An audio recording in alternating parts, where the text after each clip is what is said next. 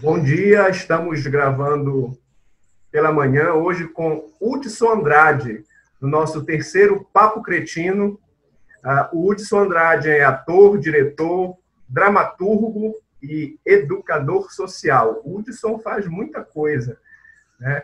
Tem uma atuação bem diversificada no campo das artes cênicas, e a gente vai estar conversando com ele hoje. Esse é o nosso terceiro Papo Cretino, é uma ação do projeto Tribuna do Cretino, que é um projeto de extensão da Universidade Federal do Pará. E esse projeto, ele tem como norte 3 questões que, para mim, são muito preciosas para a gente discutir, que é como fazemos, para quem fazemos e onde fazemos teatro. Com um locus de investigação e de análise, principalmente na cidade de Belém do Pará. Eu tenho o prazer de conversar hoje com o Hudson, que eu já apresentei, né, esse artista diverso. Bom dia, Hudson. Bom dia. Tranquilo? Tranquilo.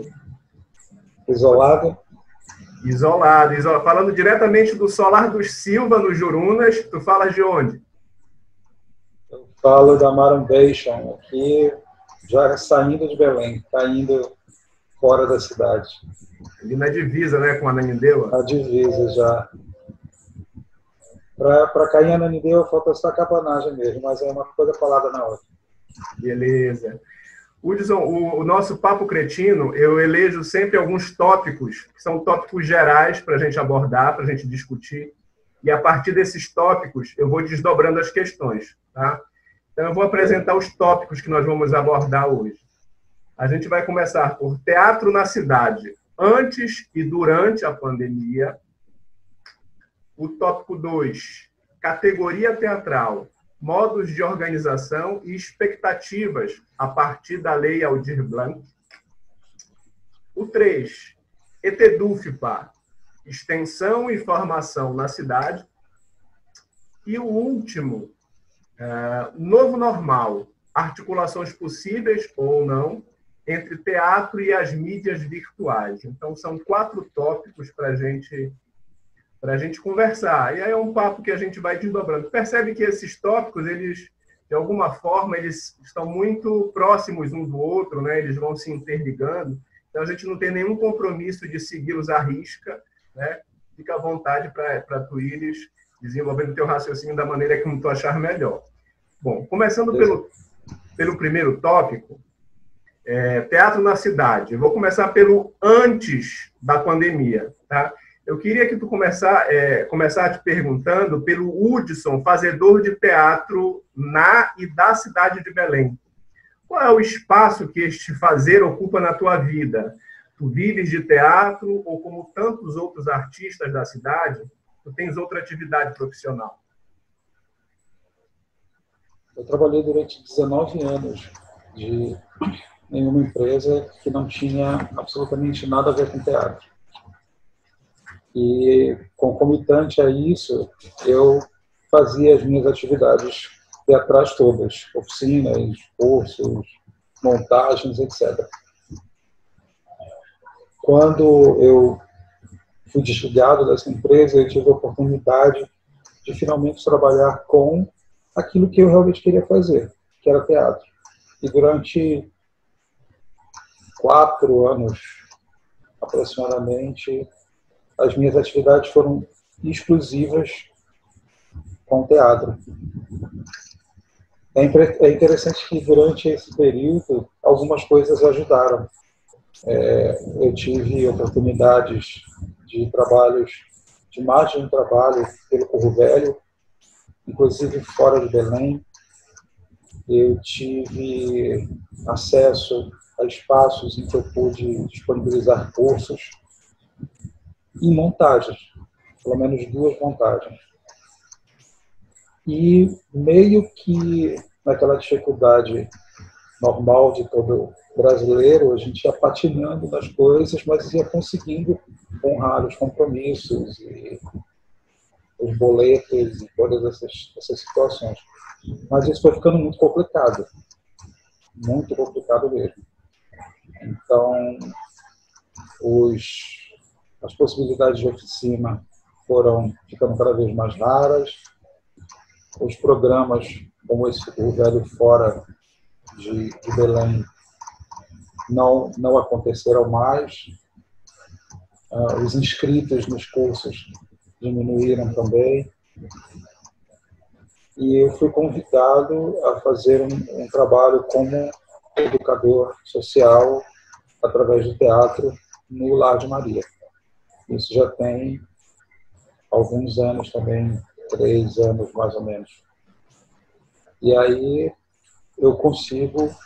foi importante porque eu consigo manter o meu foco dentro do teatro. Eu fui convidado para trabalhar com teatro.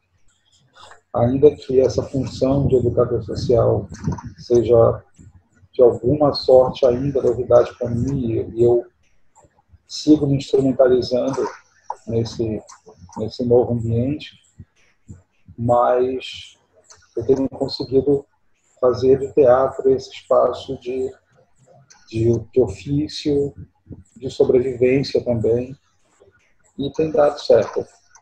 Alguns meses é mais complicado, outros meses é menos complicado, mas tem dado certo.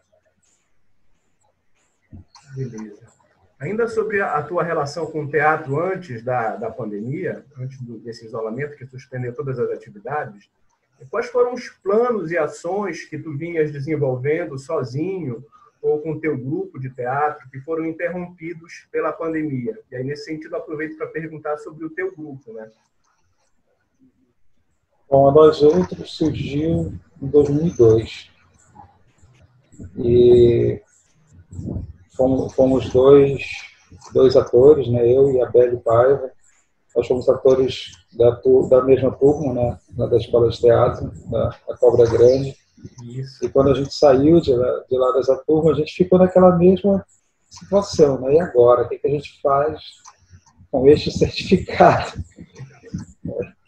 E aí nós montamos esse grupo e desenvolvemos uma série de trabalhos. Hoje nós não estamos mais trabalhando juntos, mas eu continuo com a Nós Outros. Ela tem suas inscrições jurídicas necessárias. E é através dela que eu faço todas as minhas atividades. E eu tento focar nos trabalhos com a companhia. Então, eu faço algumas parcerias para outras atividades. Eu já tive a oportunidade de escrever algumas dramaturgias para a Unipop e manter uma diversidade de ações no teatro. Mas eu sempre faço questão de dar prioridade para a companhia. Só que eu passei a trabalhar com uma equipe convidada para cada montagem que a companhia fazia. Então, ano passado, não, esse ano ainda, nós estávamos com uma montagem que se encerrou, mas não exatamente por conta quer dizer, não foi exatamente, não foi por conta da pandemia, né? Nós estávamos com uma montagem que era o Ricardo II, do Shakespeare, que nós eu fui convidado por um ator, que é o Emmanuel, que perguntou da possibilidade da montagem. E aí eu fiz essa observação para ele, né? Olha, para mim é tranquilo, mas eu faço via companhia. E nós começamos essa montagem, fizemos uma série de trabalhos de adaptação do texto, enxugar um pouco aqueles 10 milhões de personagens que o Shakespeare insiste em colocar nas peças dele. E nós fomos com um número mínimo de pessoas, de 12 atores, que ainda assim coringavam alguns personagens. Isso de 12 atores no elenco, para mim, é um desespero. Eu, como diretor, acho que qualquer elenco acima de 2 pessoas é um problema. Então, e é um problema também pelas pessoas, né? Não é só... Porque todo mundo que trabalha na cidade tem uma série de funções, como eu também tenho, né, exatamente dentro dessa perspectiva de continuar executando o teatro na cidade sem se perder em outras funções, às vezes que nem são interessantes, não são prazerosas e tudo mais. Todo mundo corre muito atrás de coisas para fazer. Então é todo mundo muito ocupado. E isso gera alguns problemas, porque a gente tem que negociar agendas, tem que organizar as coisas, tem que harmonizar todo mundo. Então, fazer isso com 12 pessoas, harmonizar essas 12 pessoas era muito complicado. Então, e aí chegou um momento em que isso ficou inviável. E nós precisamos cancelar o projeto. A ideia é retomá-lo, mas dentro de uma perspectiva que eu tinha falado lá no início do ano, quando ele me fez o convite, que era fazer um monólogo. Então, a gente adaptaria o texto para um monólogo.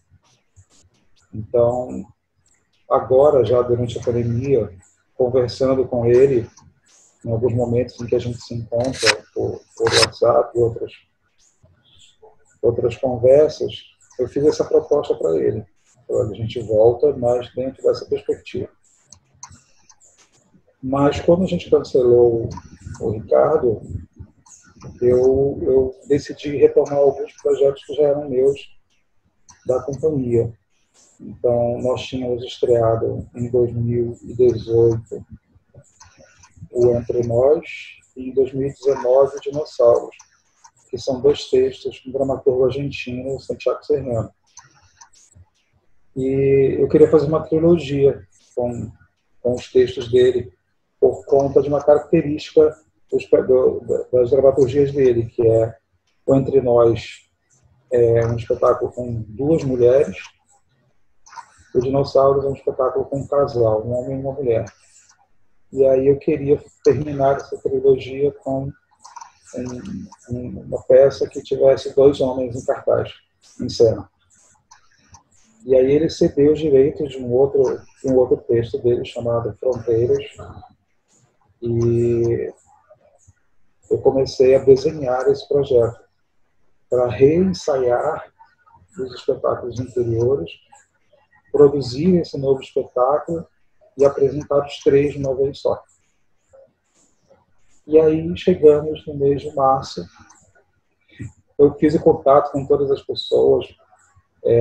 No Entre Nós vai ser preciso substituir uma das atrizes, mas eu fiz contato com uma outra pessoa, ela aceitou. E fiz o contato com outro ator para dividir comigo a cena do Fronteiras. Estava tudo desenhado para começar a conversa, o trabalho de pré-produção dessa trilogia, quando nós fomos surpreendidos pela pandemia, e aí isso tudo agora está parado. Exceto Fronteiras, que eu tenho utilizado esses recursos, né, da internet, né, do Zoom, das videochamadas de WhatsApp. Então eu tenho conversado com outro ator, a gente tem feito um trabalho de mesa dentro desse formato virtual. Porque como é o trabalho que está mais cru, zerado mesmo, então eu achei por bem manter alguma atividade, inclusive para a minha própria sanidade mental. E aí a gente tem feito esse trabalho de mesa através das plataformas virtuais. Mas eu tenho mantido contato com as outras pessoas e insistindo que a gente vai, em algum momento, ter pelo menos uma conversa também online, para que as coisas não fiquem muito perdidas. E havia um outro trabalho que também foi de 2019, que é o Corpos Santos, que é um solo em que o Milton César interpreta 7 personagens, baseados na obra do Corpo Santo. Então, é uma colagem de textos dele, que também estava nessa perspectiva de voltar. Mas aí também foi suspenso temporariamente.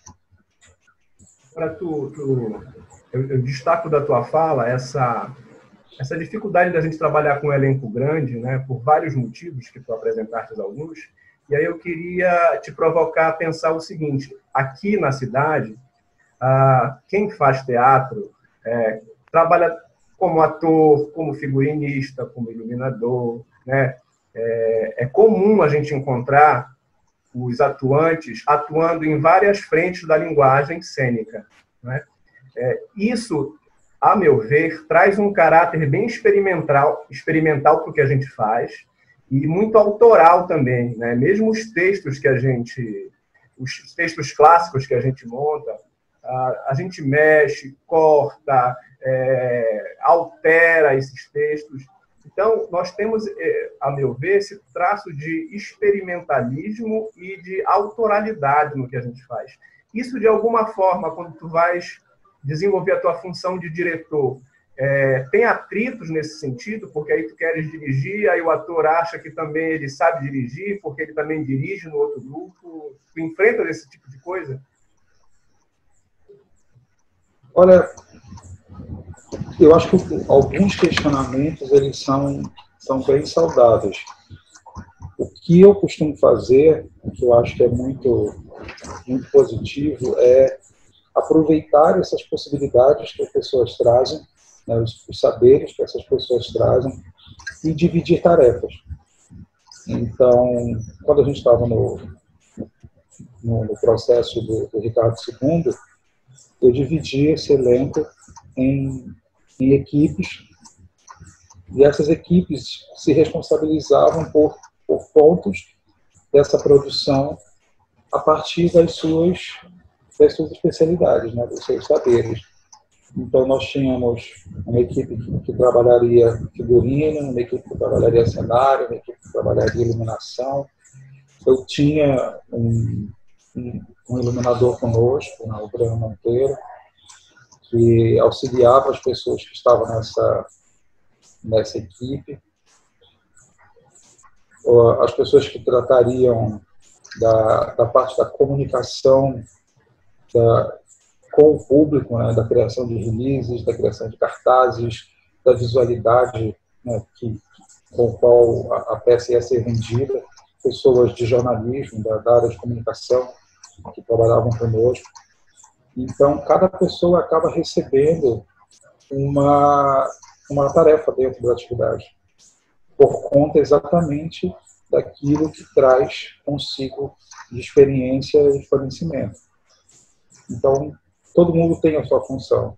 E a mim cabe a função de encenador, que tem a perspectiva de utilizar o trabalho dessas pessoas, o potencial criativo dessas pessoas, inclusive na interpretação.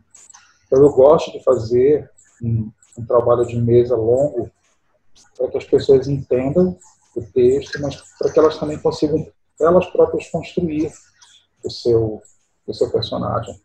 Então, entender o que esse texto quer dizer, qual é a tua interpretação sobre isso. Vamos conversar sobre que possibilidades, como é que esse personagem pode ser construído. Traz as tuas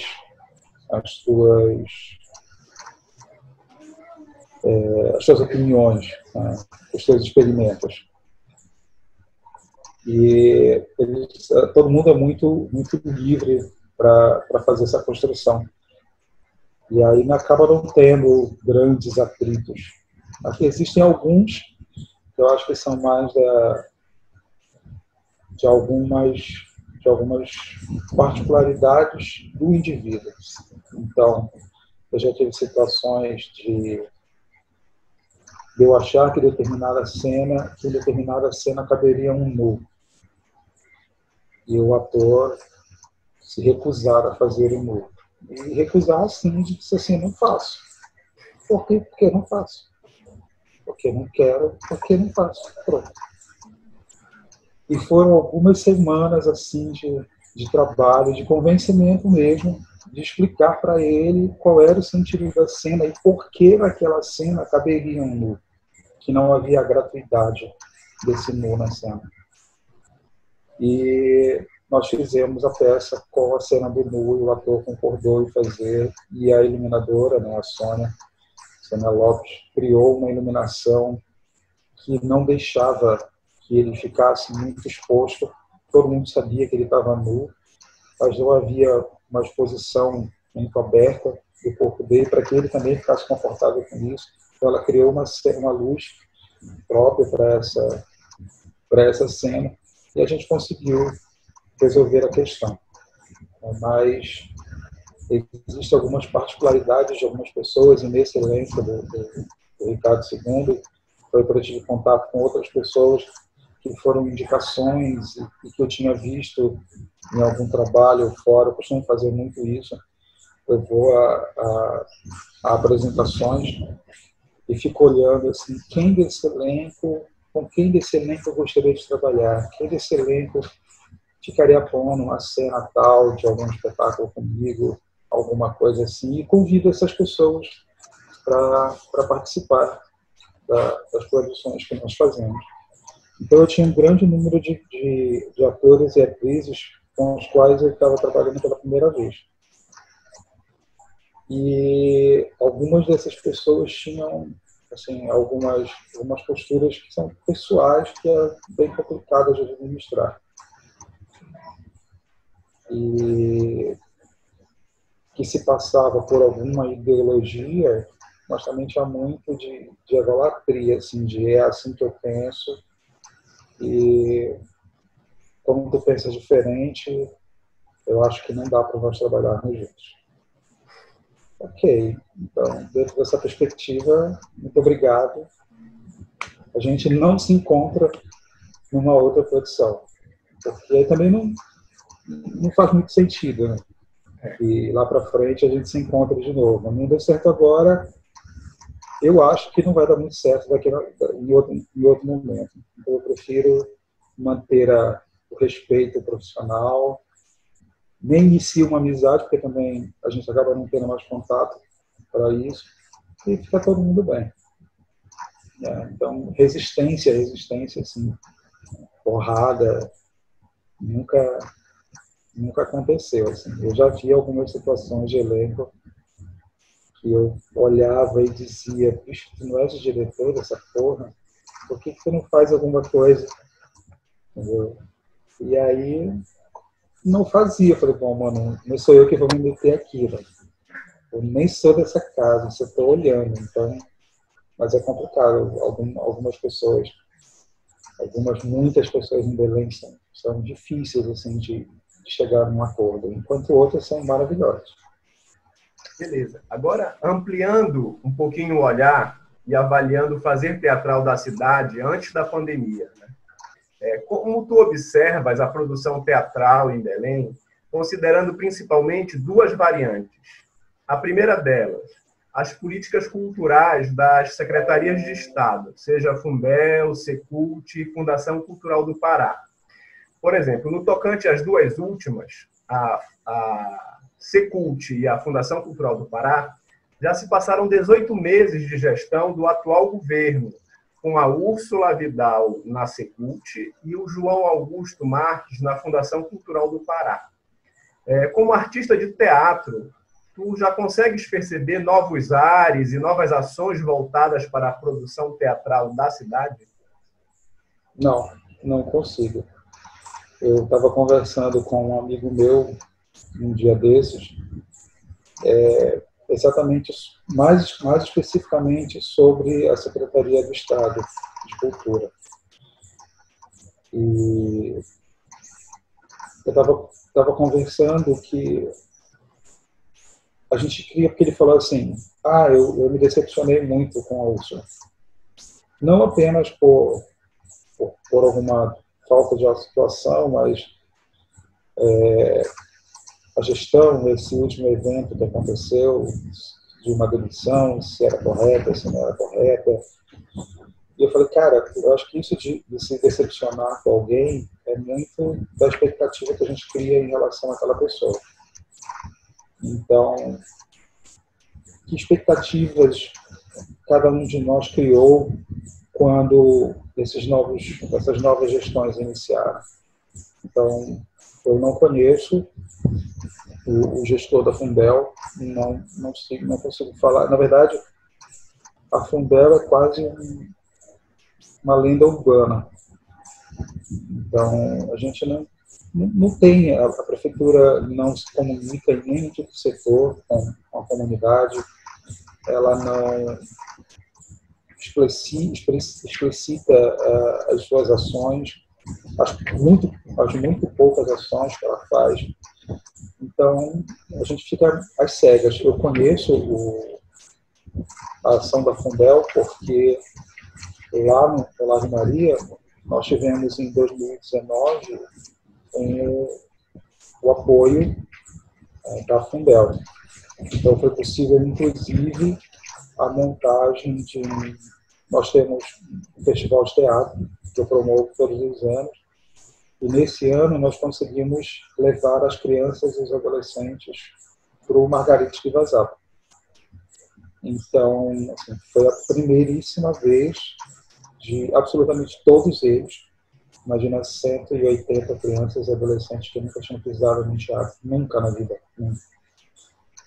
Se não tinham entrado para sentar numa plateia, estar na coxia daquele teatro imenso para eles Cara, foi muito difícil segurar a onda da galera, porque eles queriam ver absolutamente tudo. Assim.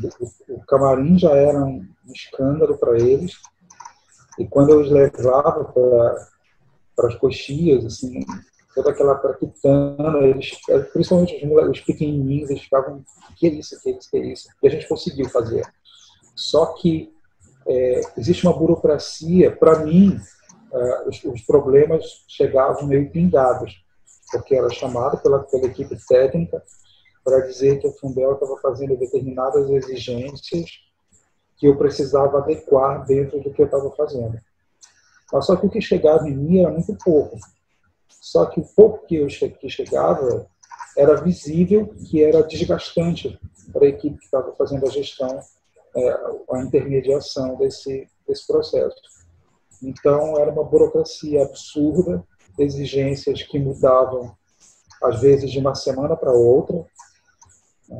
Uma documentação que precisava ser, que era solicitada, e que na semana seguinte já não era mais aquilo, já era uma outra coisa. Uma falta de facilitar às pessoas um processo da prestação de contas, que a gente sabe que é necessário, e é muito importante ser feito, né, para ambas as partes, mas que era uma dificuldade inclusive de mudanças de formulários. Não pode mais ser assim, tem que ser assado. Isso aqui, não, essa nota não funciona. Um excesso de normas que só atrapalham. As pessoas poderiam até dizer assim, eu vou justificar que eu estou tentando fazer um processo em que não haja desvio dessas verbas. Mas não é verdade isso, porque a gente sabe que verbas são desviadas em outras instâncias e de outras formas, e que se acham formas para se desviar essas verbas. E o que chega para um apoiado é muito pouco para que alguém se dê o trabalho de desviar essa verba por alguma coisa. E a instituição que eu trabalho é uma instituição muito séria. Então, o que a gente percebe é que tudo isso acaba somente dificultando o acesso a esse apoio e a esse recurso. E a gente viu isso agora recente. Esse edital que a prefeitura lançou, que é... Embala na rede. Coisa... Isso, exatamente. Embalando a arte na rede. Isso, cara, eu li o edital e falei, bicho, eu não vou me bater com isso. Não vou, porque quando eu consegui terminar de preencher esse formulário, a pandemia já acabou. Então, eu não vou me bater com essa história. E não me bati.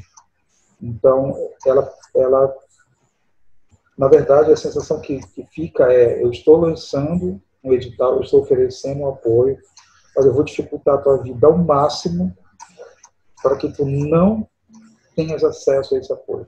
E nem queiras concorrer a esse apoio. Então, o que eu percebo da Fundel é isso. Da Secretaria de Cultura, os editais que foram lançados eu não participei.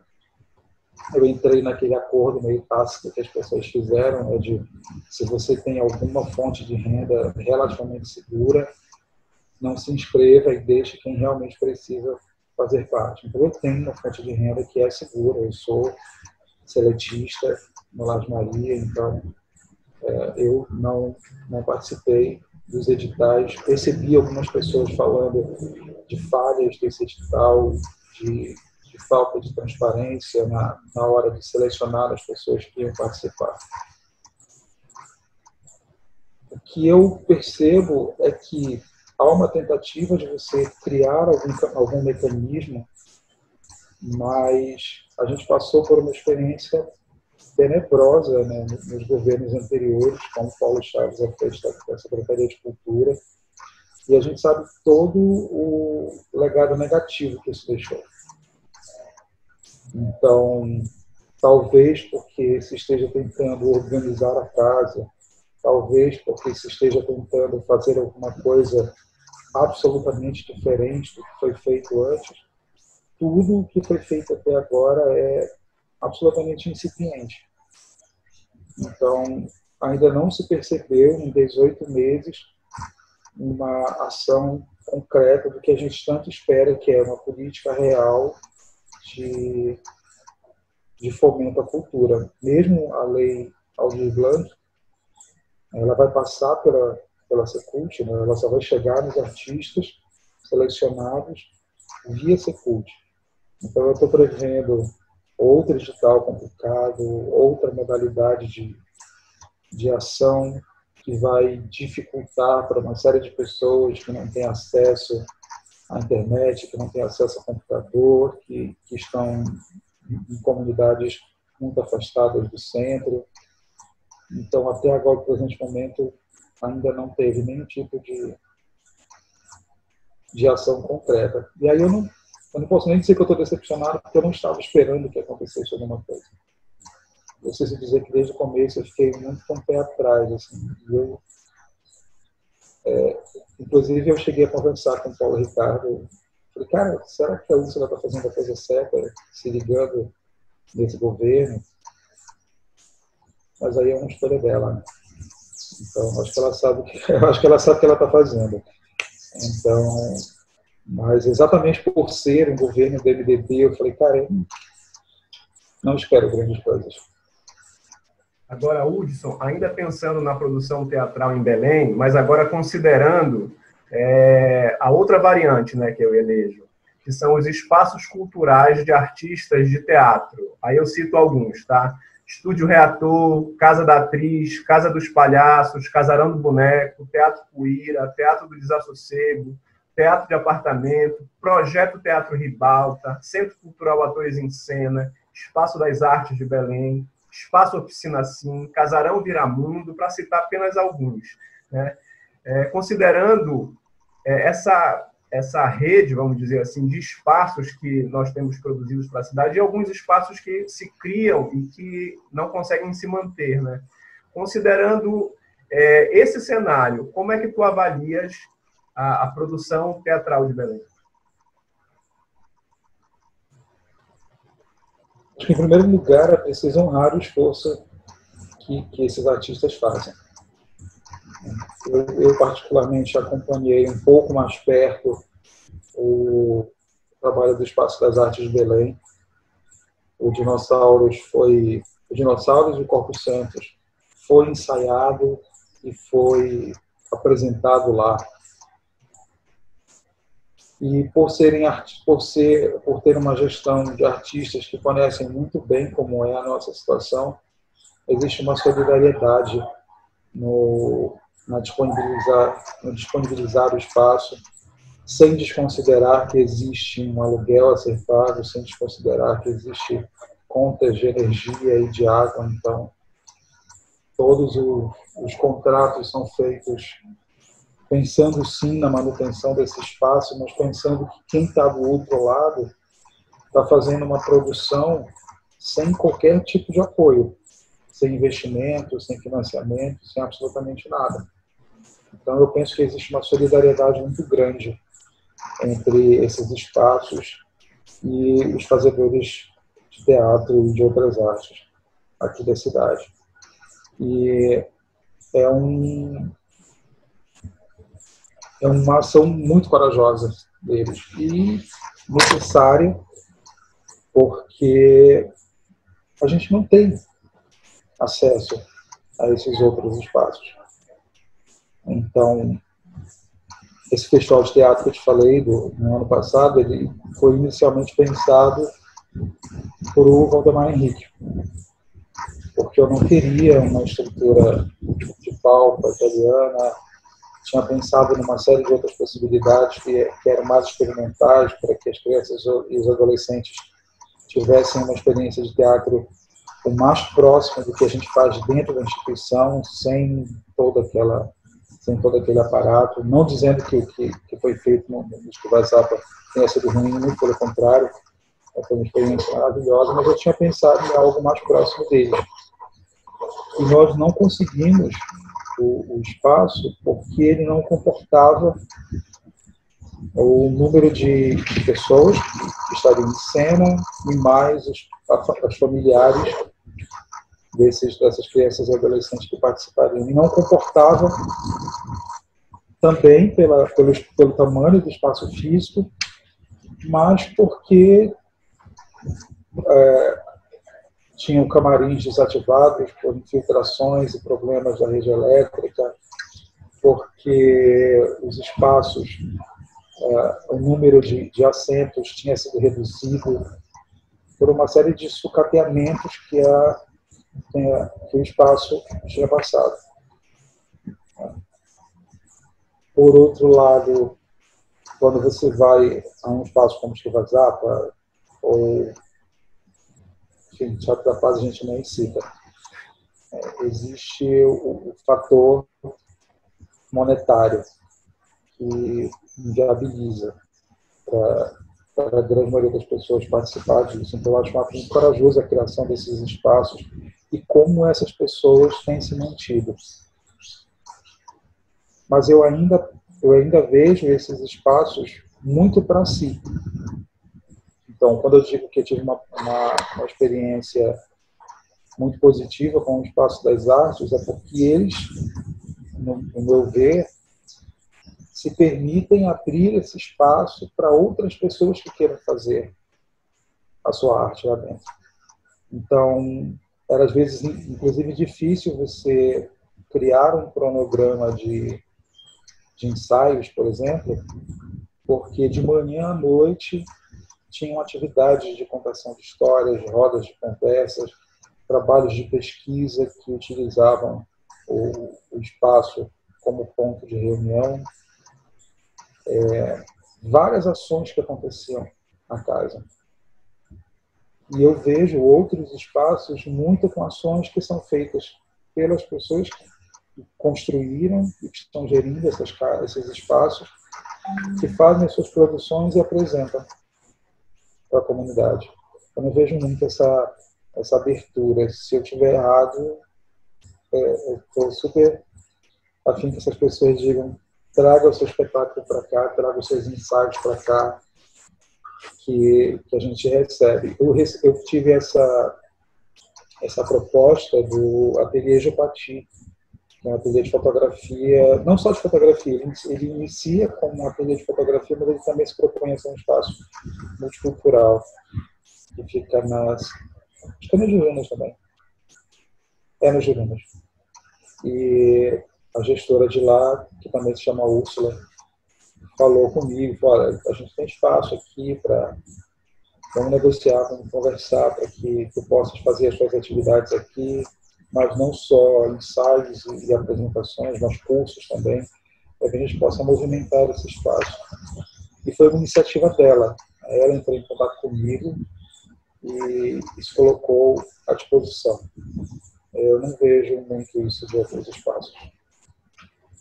Beleza. Agora, a gente está falando ainda sobre o antes da pandemia, e agora eu queria focar mais no durante.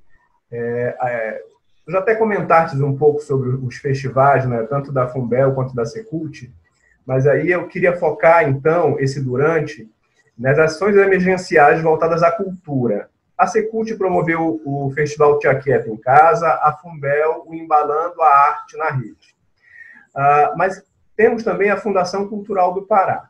E aí eu desenvolvo a seguinte questão para a gente pensar junto, tá? O presidente da Fundação Cultural do Pará, em webconferência realizada no último dia 16 de junho, organizada pelo Fórum de Culturas do Pará, anunciou para a segunda quinzena de julho edital de pesquisa via Casa das Artes, geridos com recursos próprios da Fundação, cerca de R$500 mil, segundo ele. Anunciou também uma capacitação para oficineiros trabalharem em 35 oficinas, que serão realizadas em modalidade virtual. Então, eles vão promover uma oficina para os oficineiros aprenderem a trabalhar na modalidade virtual. Quando questionado sobre o porquê de nenhuma ação emergencial ter sido realizada nesses 3 meses de pandemia, ele alegou o contingenciamento e redirecionamento dos recursos do Estado para a área da saúde, afirmando ainda que não tinha como prever quanto tempo ia durar o período de isolamento social e, portanto, de suspensão das atividades culturais. Aí eu te pergunto, como tu avalias esse cenário diretamente ligado à Fundação Cultural do Pará, que eu classifico como inércia?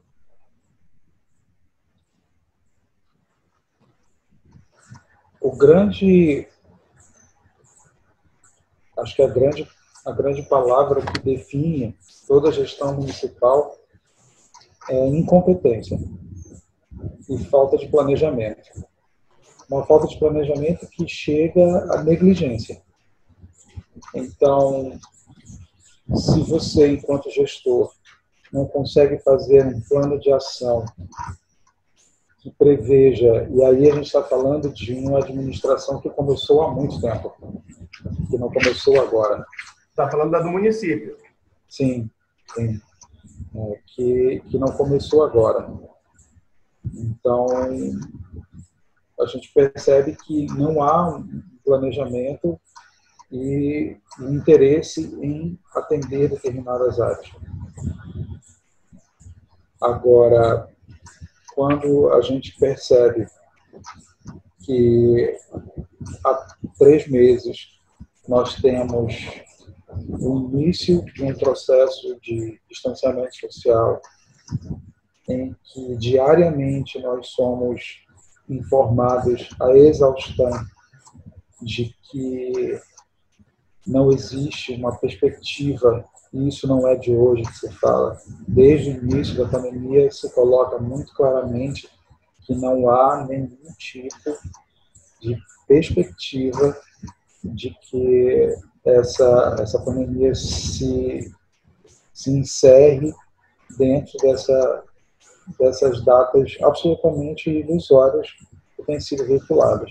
Então, outras pandemias tiveram 2, 3 anos de duração, às vezes mais, mas porque nós queremos, o coronavírus decidirá ir embora daqui a alguns meses, porque ele não tem mais nada para fazer aqui na Terra. Então, ele decide que em agosto ele vai embora e tudo volta ao normal. Então, falta de informação técnica não é. Então, sim, qualquer gestor que esteja responsavelmente à frente da sua instituição sabe que precisaria, desde março, organizar um planejamento que atendesse, não só que atendesse emergencialmente no primeiro momento, porque foi todo mundo pego de surpresa. Então, de um dia para o outro, você estava em casa, afastado da possibilidade de trabalho, com uma série de compromissos que foram adiados e compromissos financeiros que precisavam ser honrados. Então, sim, uma ação emergencial era necessária no primeiro momento. Mas depois de 3 meses, eu não vejo mais que as coisas devam ser em caráter emergencial. Então, a própria Lei Aldir Blanc, ela vem como uma ação emergencial. Mas depois de 3 meses, com tudo que se sabe, já se deveria ter feito um planejamento para uma ação que não fosse emergencial, mas uma ação real, que desse condições para essas pessoas de se manter para nós, né, de nos mantermos nas nossas atividades dentro de uma outra perspectiva, dentro de um outro cenário, que não fosse apenas vou te salvar por 1 mês ou 2. Não, eu vou te dar condições para trabalhar pelo tempo que for necessário. Isso é planejamento. Então, a palavra inércia cabe, a palavra incompetência cabe, a palavra negligência cabe, porque a responsabilidade de um gestor municipal, estadual, é cuidar que os cidadãos da cidade, do estado, tenham condições de vida minimamente dignas. E isso não é feito. Inclusive, né, inclusive, Hudson, nós estamos no mês de junho, que é um mês de efervescência de manifestações populares, como a quadrilha, pássaro, boi, grupos folclóricos, e que, como todo ano, existe o mês de junho e existe essa efervescência e existe essas manifestações. Então, não pensar nenhuma ação, sabendo que o mês vai chegar e toda essa rede de artistas e fazedores de cultura que estão envolvidos nela, não pensar em nada considerando ele é duro, né? Mas aí eu já emendo para o nosso tópico segundo. Mas, Nando, Sim. Deixa eu te falar uma coisa. Acho que também tem uma parte nossa, que é toda essa rede que tu falaste, ela precisa ter um apoio, porque ela não tem como se apresentar, como desenvolver as suas ações. Isso é uma coisa. Mas também, desde que essa pandemia começou, tem acontecido de uma maneira generalizada uma resistência das pessoas em entender que a gente não está numa situação normal e que a gente não vai voltar a uma situação normal.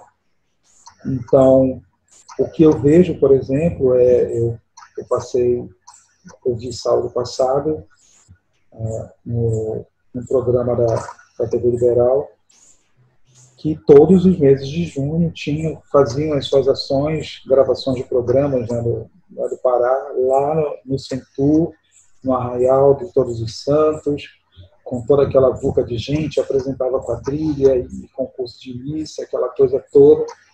E o que eu vi no programa desse sábado foi exatamente a mesma coisa.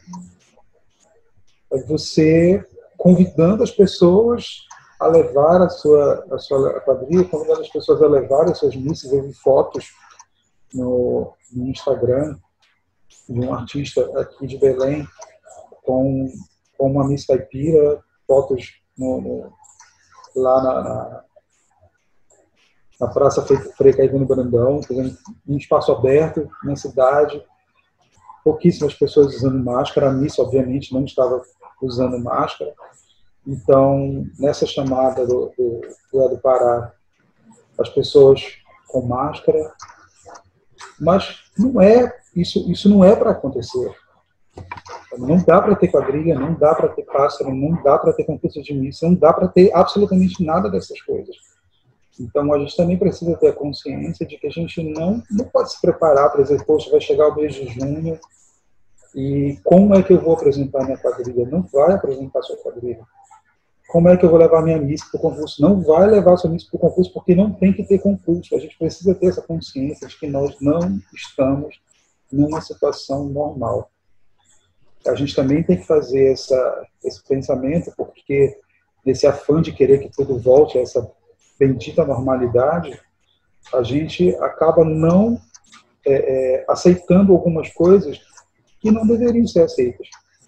Sabe? Olha, a gente vai fazer um concurso virtual, você vem aqui no Centur com a sua máscara. Não, eu não vou ao Centur com a minha máscara. Qual é a alternativa que você me dá para que eu, em segurança, para minha saúde, eu possa apresentar o meu trabalho, eu possa desenvolver o meu ofício, mas sem tentar torcer as coisas para que elas se encaixem naquilo que a gente faz todos os anos, porque não dá para fazer. Beleza. Tópico 2, a categoria teatral, modos de organização. Atualmente, eu considero que o Fórum Livre Permanente de Teatro ele é um modo de organizar e mobilizar a categoria teatral para as nossas demandas. Mas tem vários coletivos também de artistas que se agrupam para fortalecer ações ou promover políticas culturais para a comunidade diretamente ligada àquele coletivo. Como é que tu avalias esses modos de organização da categoria teatral?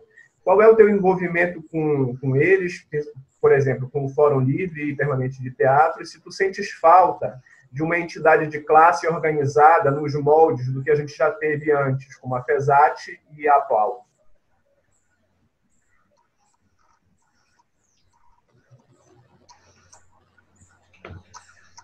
Eu não sei se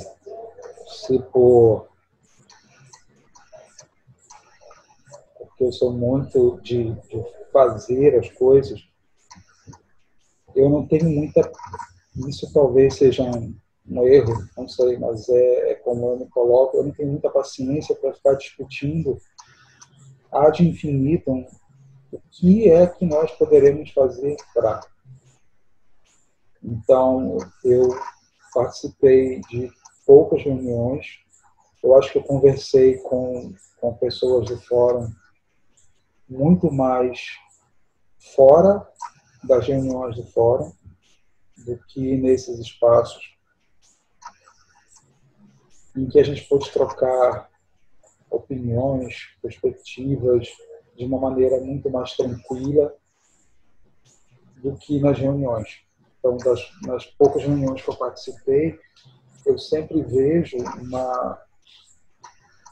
uma falta de articulação no sentido de que objetivamente a gente quer aqui, como é que a gente faz isso.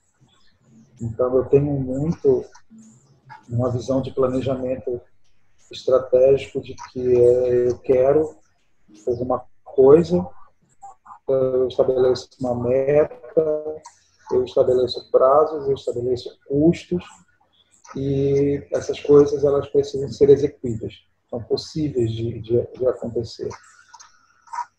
E todas as vezes em que eu participo de alguma dessas reuniões, eu fico com a sensação de que eu estou num contínuo da reunião anterior,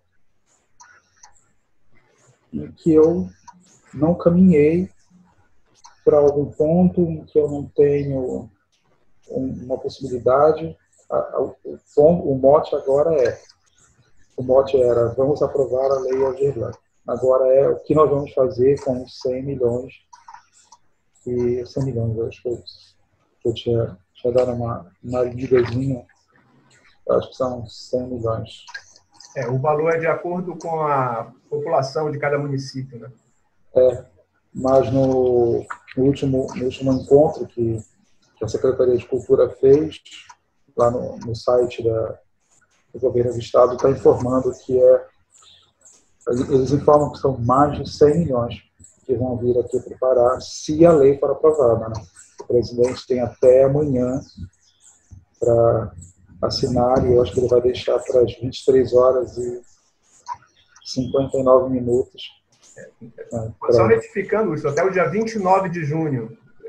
Eu assisti uma transmissão ontem da Úrsula com os gestores municipais, e uma das técnicas da Secult deu esse retorno, que o prazo que a presidência tem para sancionar ou vetar parcial ou integralmente a lei é até 29 de junho.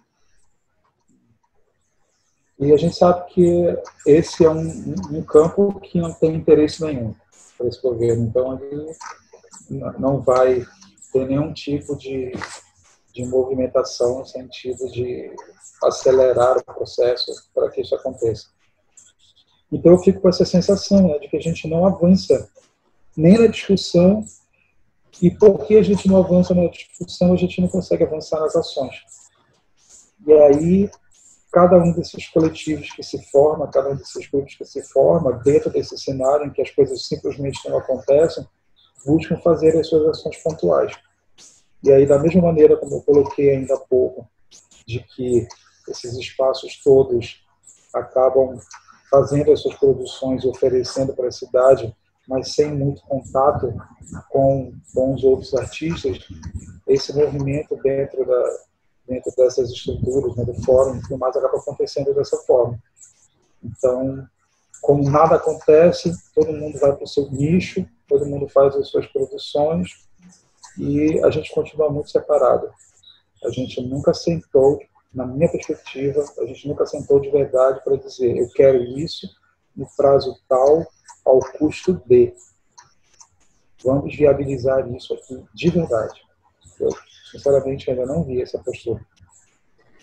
Beleza. Falando de nichos, vou puxar o tópico 3, que é a ETEDUFPA, Extensão e Formação na Cidade. Bom, a gente sabe que a Escola de Teatro e Dança ela tem uma longa trajetória de formação e engajamento político na cidade e no Estado. Ela foi fundada lá no início da década de 60, produziu várias gerações de grandes artistas e pensadores do fazer teatral. Aí eu destaco algumas dessas personalidades que marcam algumas gerações. O Cláudio Barradas, né, que, curiosamente, ele foi aluno e professor fundador da Escola de Teatro. Ele se considera assim. Ele participou da primeira turma do curso de teatro, que posteriormente foi se configurando como o que nós temos hoje como a escola, né?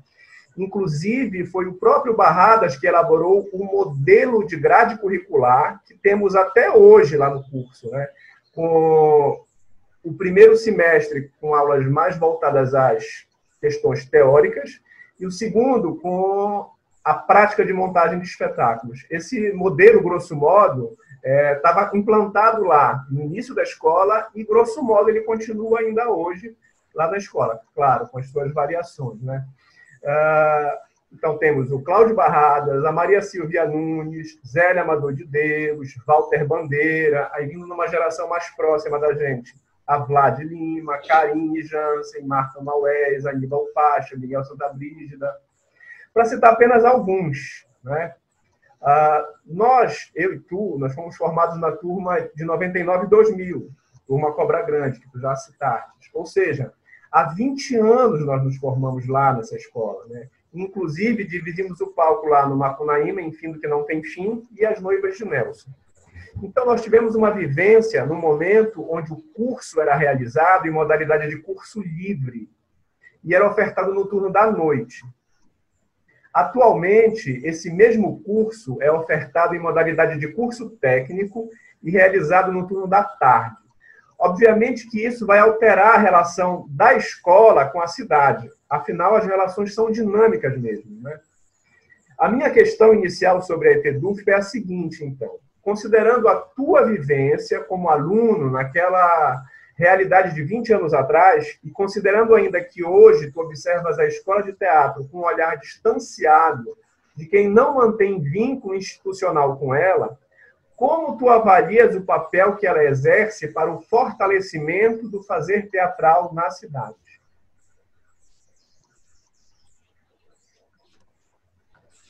Pois é, 20 anos é uma vida, né? E eu considero que eu,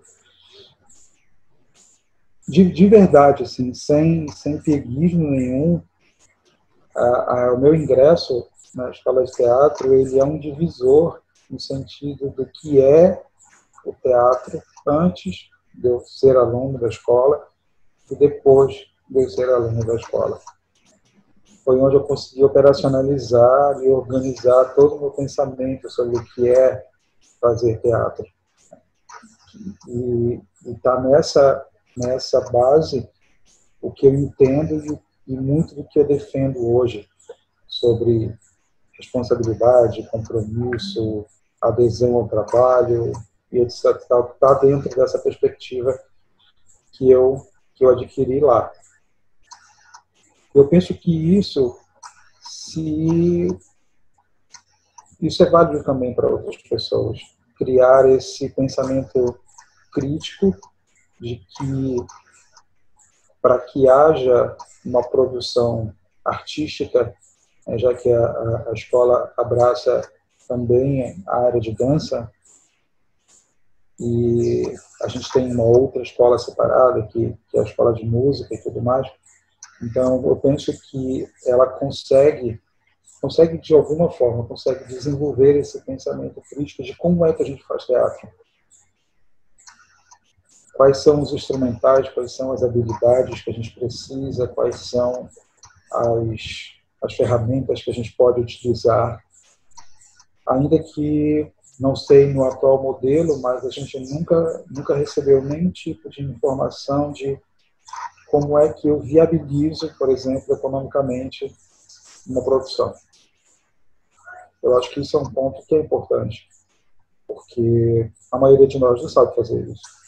A maioria de nós não sabe fazer um projeto, a maioria de nós não consegue se adequar naquele monte de papéis que os editais colocam, sobretudo no que diz respeito a fazer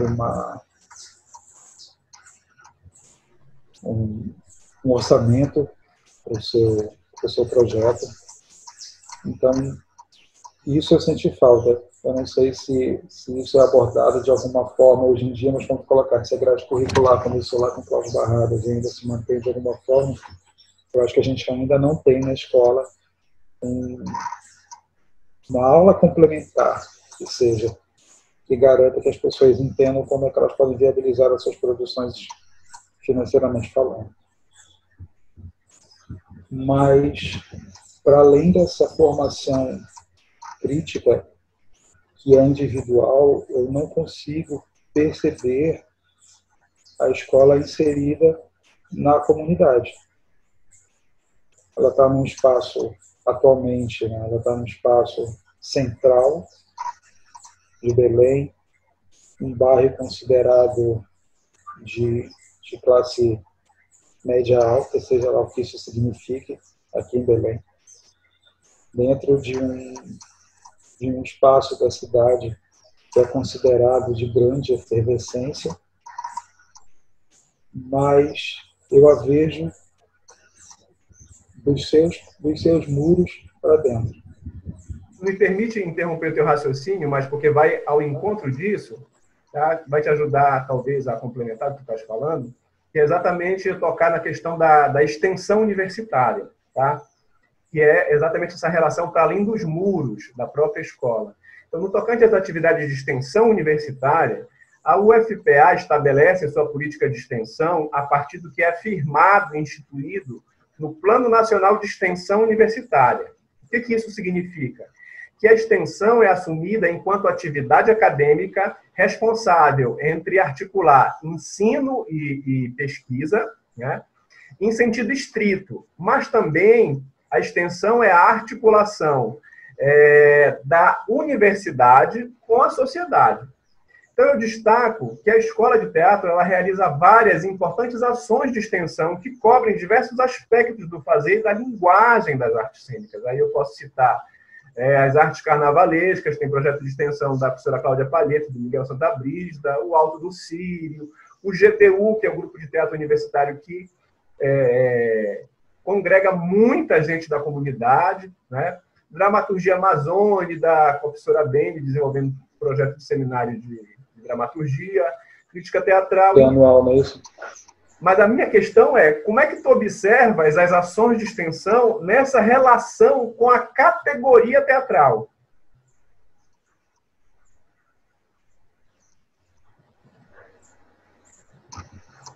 Eu estou dizendo no sentido da categoria, das demandas diretamente ligadas à categoria, que é o que a gente vem discutindo até agora, né? As políticas relacionadas com a Secult, Fundel, Fundação Cultural do Pará, essa questão dos espaços onde apresentar, os teatros oficiais ainda estão inacessíveis por uma série de questões históricas que a gente guarda. Ou seja, como é que tu observas a escola de teatro nessa perspectiva de executar uma ação de extensão, né, pensando por esse viés da categoria teatral e suas demandas?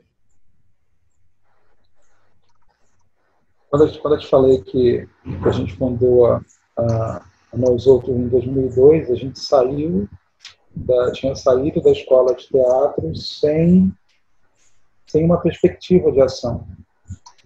Então, eu penso que até hoje, a partir do momento em que eu recebo a minha graduação ou a minha certificação técnica pela escola de teatro, eu estou no mundo e eu preciso estabelecer algum tipo de ação com o que eu aprendi dentro desse espaço. Eu não consigo voltar e ter um contato com a escola. Então, eu particularmente não tenho. Eu conheço eu conheço os professores que foram os nossos professores e que continuam professores da escola.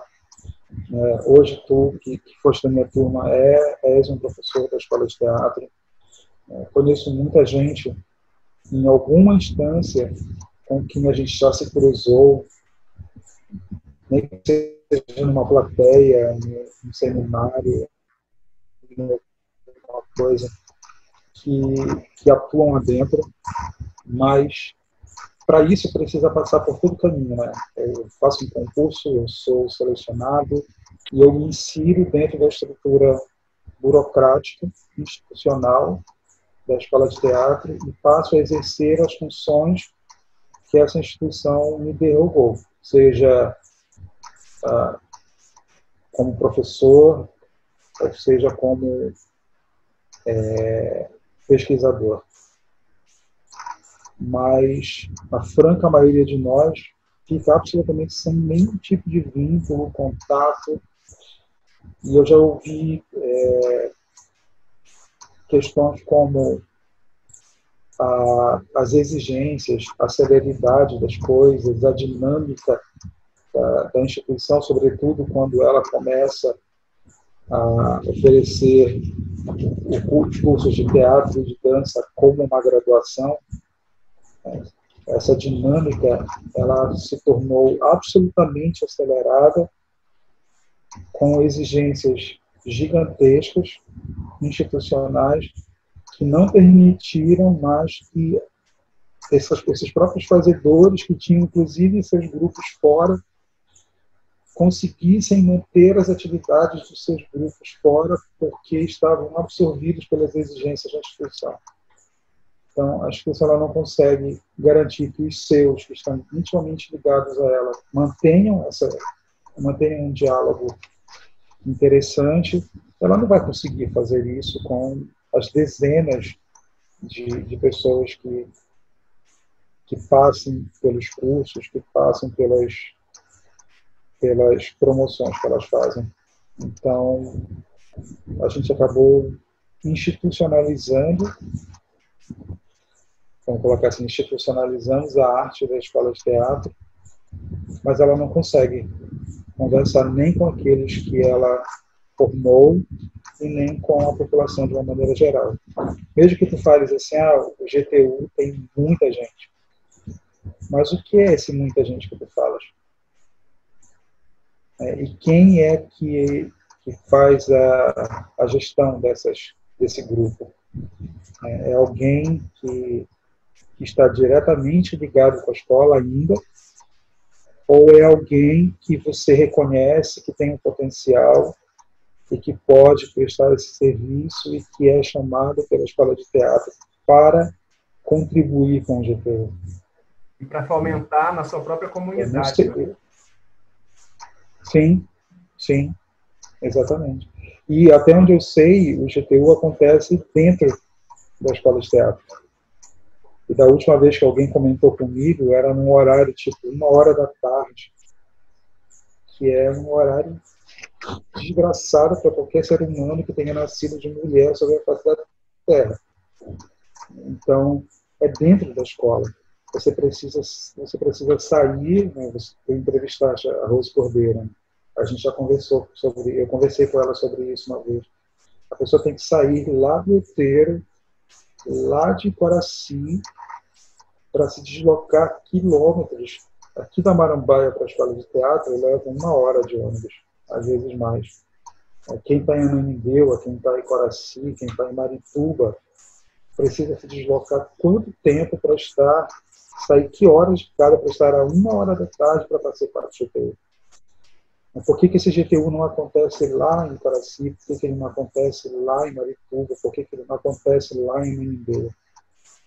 Com as pessoas que, inclusive, saíram da escola de teatro e que poderiam contribuir, sem se retirar dos seus bairros, sem se retirar do seu nicho.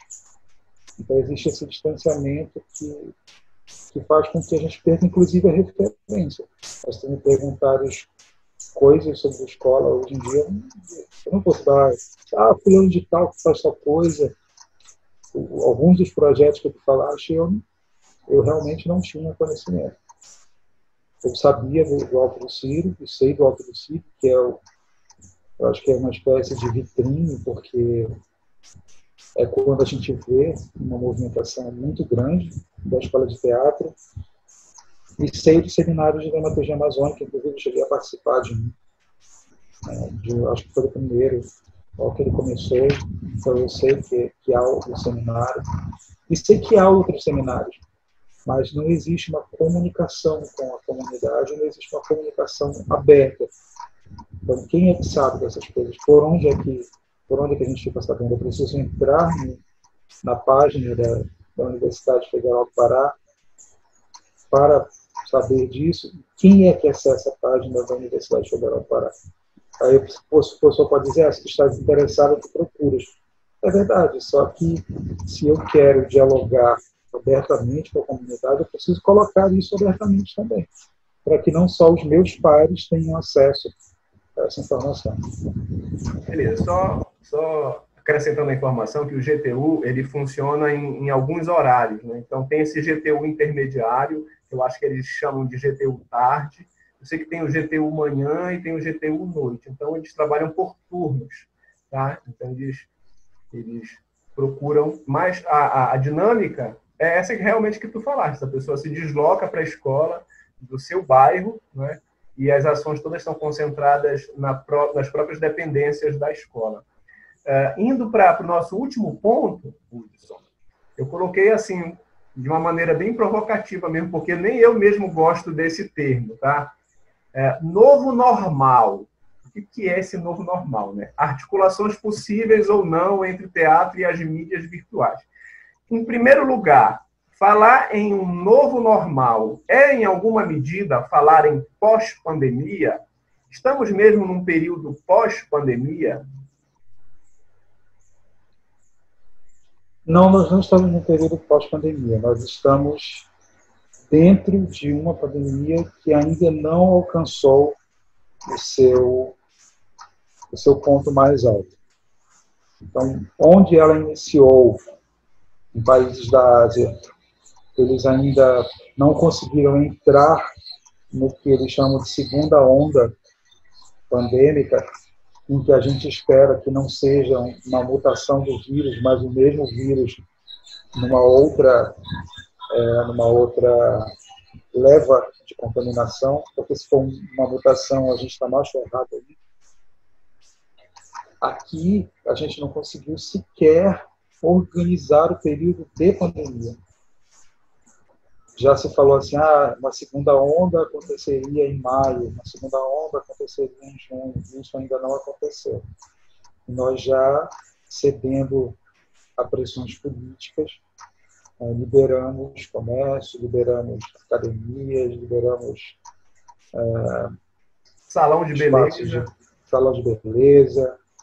para que você possa morrer com o seu cabelo bem cortadinho, com a sua barba bem feita, com as suas unhas cortadas. E essa abertura que aconteceu há quase 2 semanas ainda não apresentou as suas consequências. Então, a gente percebeu coisas que na minha cabeça simplesmente não tem entendimento, assim, de filas para você entrar nos shoppings da cidade.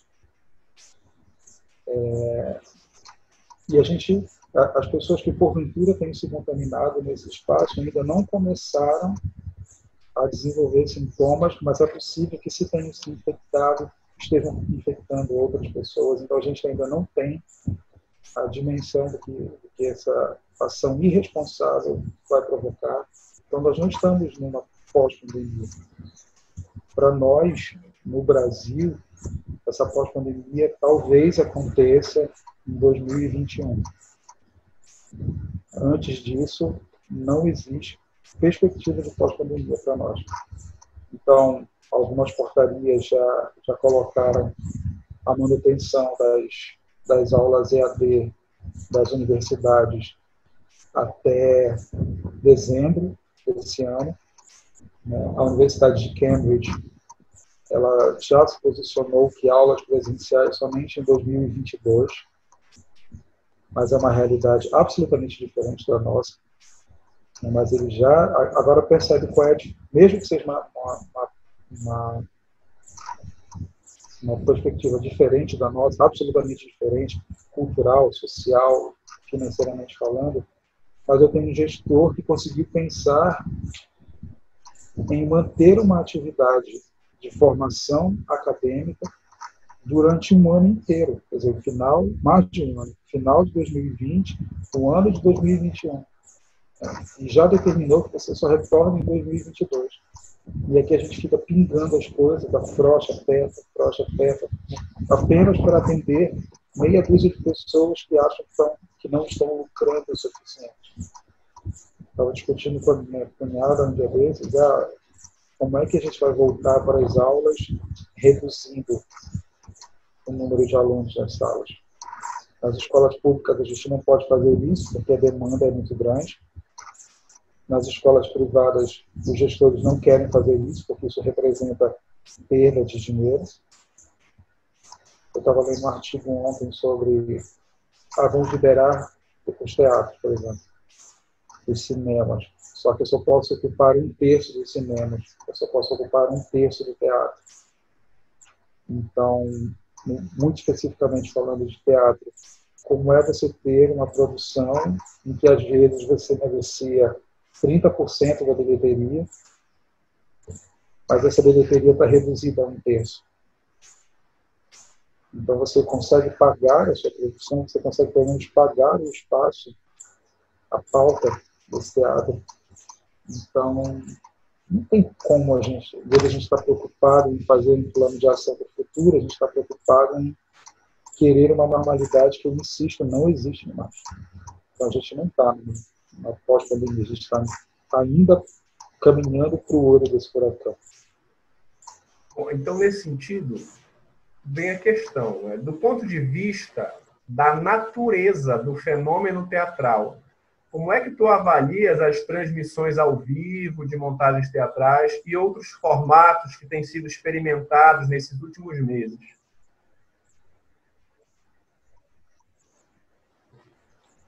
Eu estava lendo um artigo bem interessante que falava assim, nós temos três, o autor do artigo dividiu um professor de artes cênicas pela UNB, ele dividiu em três momentos. Né? O primeiro momento foi um boom, a gente tinha lives para absolutamente todos os lados, em todos os horários, para todos os gostos. Então, os serviços de streaming de filmes liberaram dezenas de filmes e séries para que as pessoas assistissem. As livrarias liberaram dezenas de títulos para que fossem baixados em formato e-book para que as pessoas lessem. E nós fizemos inúmeras lives. Eu participei de duas. Uma, um bate-papo sobre teatro, e uma fazendo uma contação de histórias. Mas havia de tudo. E, assim, o grande barato desse primeiro momento é que a gente fazia o que a gente sabia fazer. Então, teve eu lembro de uma assim, bem bacana que o Leonel Ferreira fez com as músicas que ele gosta. Então, ele colocava lá numa vitrola, disco de vinil, e aí ele ia batendo papo com as pessoas, o que aquela música representou para ele, conversava sobre o artista. E era uma câmera parada, o celular parado, virado na direção lá do disquinho que ficava rodando e tudo mais. Mas tinha uma interação muito perto, né? Você interagia, conversava. E eu vi algumas outras experiências um pouco mais feitas de qualquer maneira, mas as pessoas estavam fazendo as suas coisas.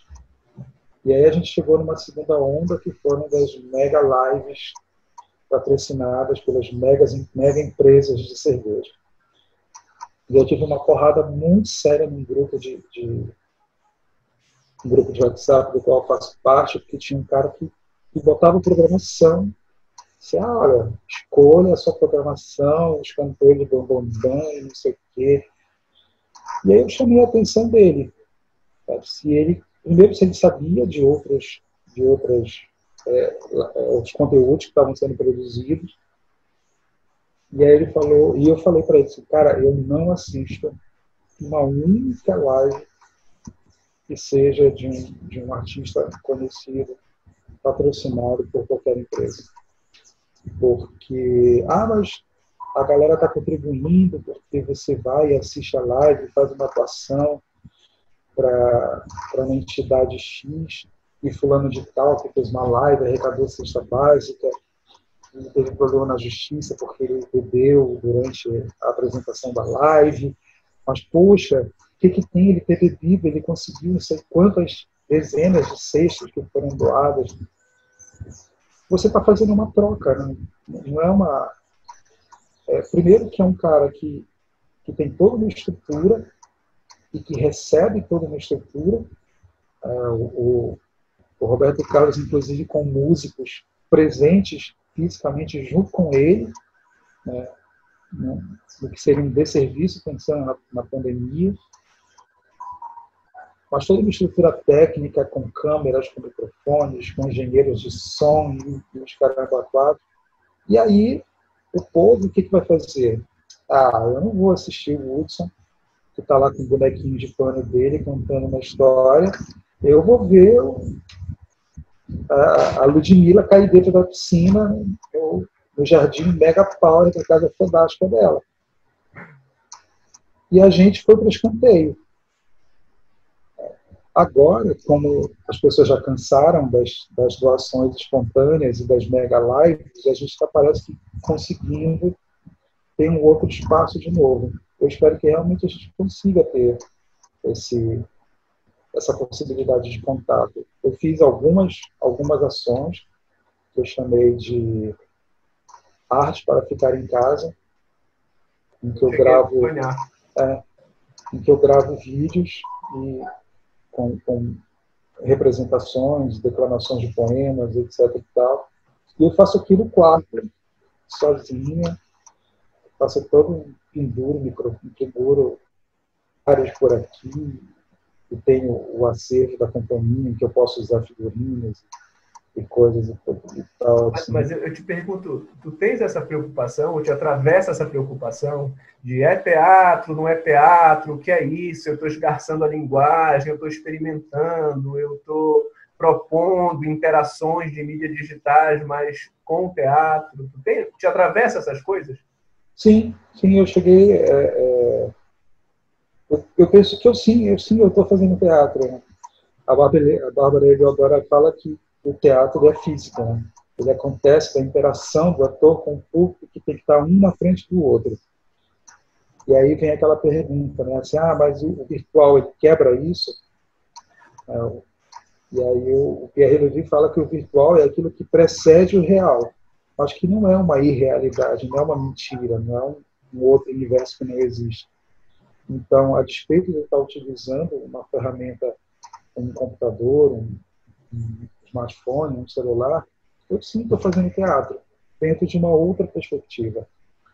E eu tive uma experiência bem complicada nesse sentido, porque eu convidei uma amiga, atriz, para fazer uma leitura dramática de um texto. E ela falou que ela não faria porque ela não acha que está fazendo teatro. Ela não tem os elementos indutores, emocionais, etc. E tal. É tudo muito frio. Ok, é uma perspectiva. Eu confesso que com a postura dela eu meio que dei uma brochada assim e desisti da ideia. Só que depois falei assim, não, cara, nós estamos conseguindo trazer respiro para as pessoas. A gente consegue oferecer coisas que diminuam a ansiedade que a gente, inclusive a nossa própria ansiedade. Né? A gente quer estar no palco. Então a gente diminui a nossa própria ansiedade oferecendo o nosso trabalho de graça, sem nenhuma cerveja bancando a gente. E a gente faz porque a gente ama fazer isso. Então eu quero fazer. Eu convidei uma outra pessoa e ele topou fazer uma leitura dramática. A gente vai começar E aí tem uma preocupação de como ensaiar minimamente isso. Né? Não, olha, convida agora a fazer amanhã, pega o teu texto aí e a gente vai ler. Não, a gente está fazendo isso e vai se encontrar virtualmente para fazer uma leitura do texto, ensaiar um pouco para fazer essa leitura. E a gente está fazendo teatro, sim, dentro de um outro ponto de vista, mas a gente está fazendo teatro. E a gente vai ter... E a interação com o público? A gente tem. A gente está lá no Instagram, a galera está lá socando o coraçãozinho para a gente, dando like, mandando mensagem. E se a gente não se atentar, a gente vai querer ler a mensagem no meio da apresentação que a gente está fazendo, no meio da fala que a gente está fazendo. Isso fica 24 horas no stories do Instagram. A gente pode gravar isso e subir no YouTube, por exemplo, e outras pessoas vão interagir com isso. Então a gente está, assim, tendo uma interação, que é preciso que se entenda que é completamente diferente do que a gente tinha antes. Mas é uma interação, sim, por teatro. Pois é, nesse sentido, eu vou te fazer a mesma pergunta, porque me interessa muito essa discussão, eu acho ela muito bacana. Tá? Eu vou te fazer a mesma pergunta, mas de uma maneira diferente. Tá? A gente precisa dizer que o que a gente está fazendo é teatro? Precisa porque a gente não tem essa perspectiva das pessoas. A gente ainda tem, a despeito de toda a informação que a criatura pode ter, mas ainda nós não estamos reconhecidos dentro da dimensão que a gente realmente ocupa, de fazedores de arte, que essa arte ela é necessária, ela faz parte da história e da cultura da humanidade, desde que a humanidade começou a existir, que a gente tem necessidade dessa expressão. Então, as pessoas não têm essa dimensão. E a gente precisa dizer, olha, eu estou fazendo teatro, sim, eu estou fazendo música, eu estou fazendo dança. Eu preciso dizer para elas, para que elas tenham consciência de que é um fenômeno que existe e que, mais do que existe, é um fenômeno necessário. Massa! Abordamos os nossos 4 tópicos, a conversa foi maravilhosa e eu sempre sempre encerro perguntando se faltou abordar alguma questão que tu gostarias que eu tivesse abordado, mas que eu não abordei.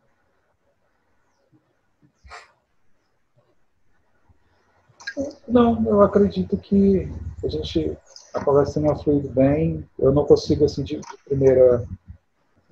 primeiro pensar em nada que tenha faltado. Eu acho que só, na verdade, é mais meio que um pedido, né, para, sobretudo, as pessoas que conseguem acessar a escola de teatro, muito especificamente enquanto espaço de formação de profissionais da arte, que, ao se apropriarem de todo esse conteúdo, ao se adonarem de todas essas ferramentas, que a gente consiga levar arte para as pessoas. Eu acho super importante uma formação acadêmica, eu acho muito importante pós-graduações e pesquisas. Isso tem seu espaço. A filosofia da arte, o pensar a arte, é muito importante e necessária, mas que a gente consiga levar isso para as pessoas, para que a gente tenha um espaço para fora, para a comunidade, para que aquela perspectiva de que a arte existe quando a interação entre o artista e o seu público possa, em alguma instância, acontecer. Eu sinto muita falta de algumas pessoas que pensam muito teatro, mas só pensam. E que não levam essa informação, esse conhecimento para outras pessoas, e às vezes quando levam é de uma forma muito hermética, que talvez eu, que seja artista, entenda, talvez. Então, que haja um pouquinho mais de arte entre a plateia e os artistas da nossa cidade. Ok, Hudson, eu te agradeço muito, foi um papo muito gostoso, muito legal te ver e a gente Também, valeu. trocar ideias e lembrar um pouquinho. A gente foi da mesma turma, né? E Exato. trocar ideia significa que a gente é da mesma geração, então é muito legal a gente trocar essas ideias. Eu estando dentro da universidade, vinculado a ela como professor, e agora tu como artista, me proporcionando esse olhar crítico para me reconhecer e me enxergar dentro desse lugar. Isso é muito importante e o Papo Cretino tem esse objetivo também. Então eu te agradeço muito e merda para nós. Eu agradeço a oportunidade e acho que o trabalho bem bacana. Tenho os números das revistas, né, da Tribuna do Cretino, leio as críticas que são feitas dentro da tua proposta de extensão, né, que são publicadas nas revistas. Acho isso muito importante porque é aquilo que a gente falou, né, são as pessoas que estão adquirindo esses conhecimentos, que estão colocando em prática de alguma forma. E agora essa oportunidade, esse papo. Eu também agradeço. Valeu muito. Merda pra gente. Merda, é, Voé. Tchau, tchau. Tchau, tchau. Valeu.